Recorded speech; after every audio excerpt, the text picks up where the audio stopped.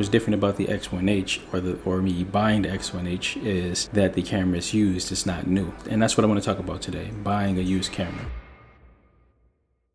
Welcome back.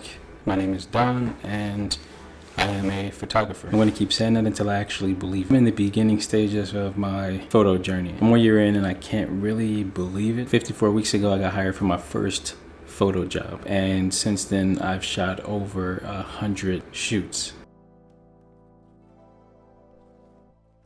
Something I'd like to talk about my journey is a recent camera purchase. That purchase was a Fujifilm X1H. I've had the camera for a few days now, and I have to say it is the first camera that I purchased that I don't regret, and that's neither good or bad.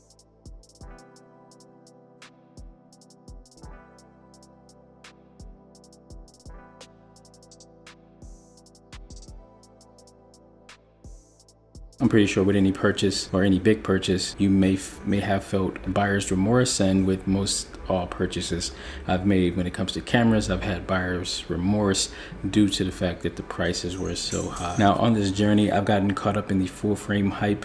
I've done some experimenting with micro four thirds and APS-Cs.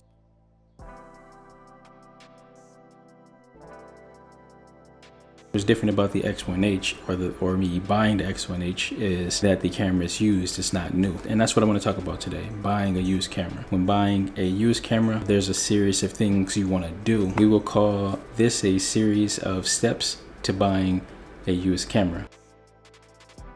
So step one is shutter count. When buying a new camera, you want to ask about the shutter count. When you full press the shutter button, the shutter in the camera moves across the sensor at a speed that is set by the shutter speed on the camera, and the camera records that as an actuation.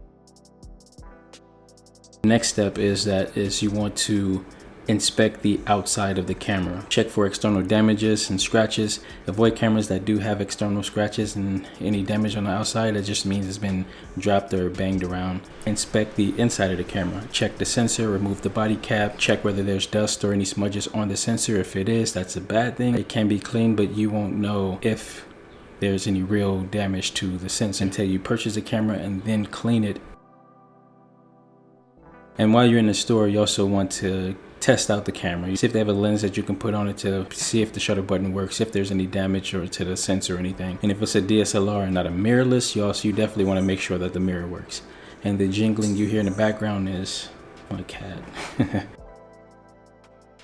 Now, another thing you want to look at is the history. Ask about the history of the camera. If the store does have that, make sure you ask about the camera's past usage.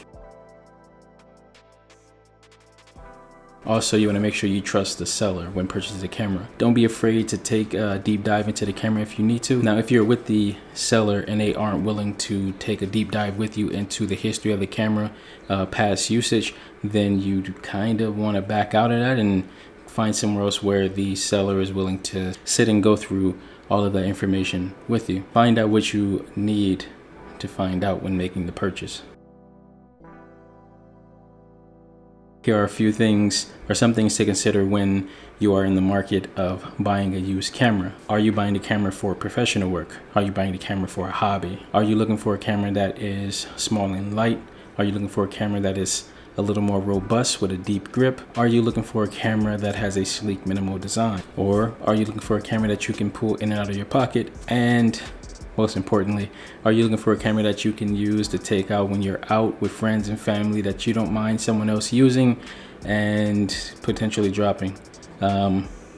Also consider that. When I was making the purchase, I was going in for an entry-level camera, something small and light. Then I saw this camera and it had some of the same features and a little more. I inspected the camera, asked a million questions, made the purchase. I am now 3 days in with the camera, satisfied with the purchase. Now at some point when I start traveling again, or when I'm able to travel, I might go back for the small Fujifilm camera because I am addicted to buying camera gear. That's just something I'm going through right now. But so far, Fujifilm system is something I will be using for personal work. I use another system for professional work, but I will get into that in a later video. And that is it. It was good to see you again, and I will see you tomorrow. Bye.